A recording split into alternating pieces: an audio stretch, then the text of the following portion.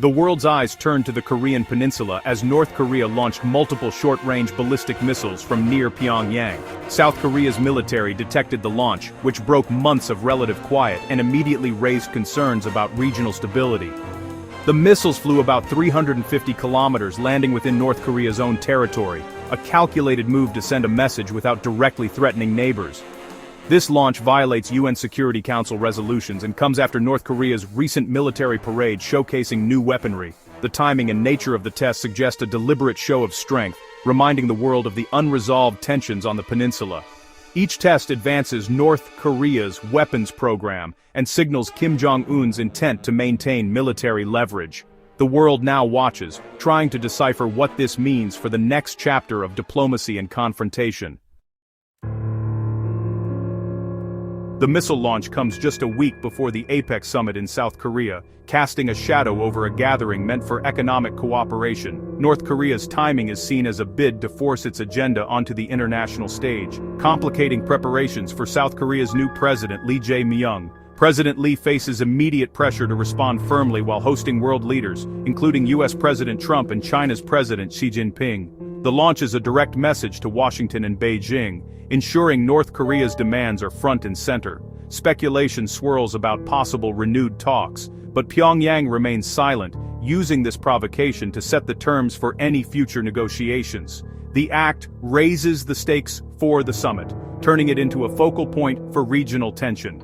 All eyes are on how President Lee and global leaders will navigate this challenge. The summit's outcome may shape the next phase of diplomacy, or confrontation, in East Asia.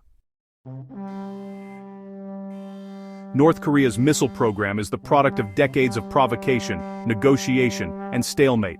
The country's tests serve to advance technology, boost domestic morale, and gain diplomatic leverage. Relations with the US have swung from threats to historic summits, but talks stalled over denuclearization demands and sanctions relief. Kim Jong-un recently hinted at openness to new talks, if the US drops its demand for unilateral denuclearization.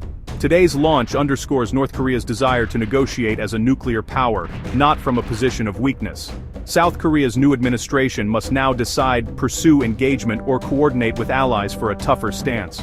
Each move on the peninsula is a calculated step in a long-running game of brinkmanship.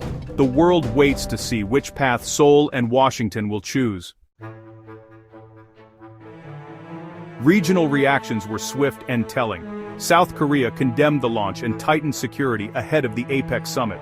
Japan, while not directly threatened, coordinated closely with the US and reaffirmed its vigilance. The US faces renewed pressure to balance strength with the possibility of dialogue as President Trump prepares to visit.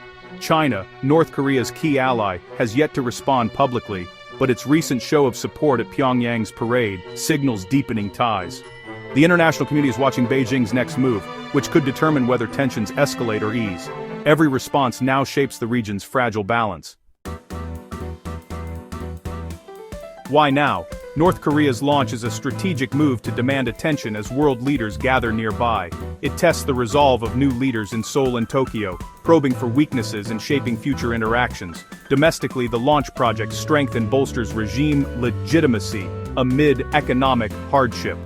Internationally, it's a reminder that no major regional discussion can exclude Pyongyang.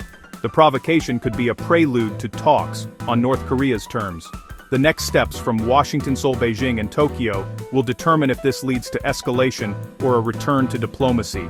For now, the world holds its breath, awaiting the next move in this high-stakes game. The Korean peninsula remains a flashpoint, its future uncertain, its tensions unresolved.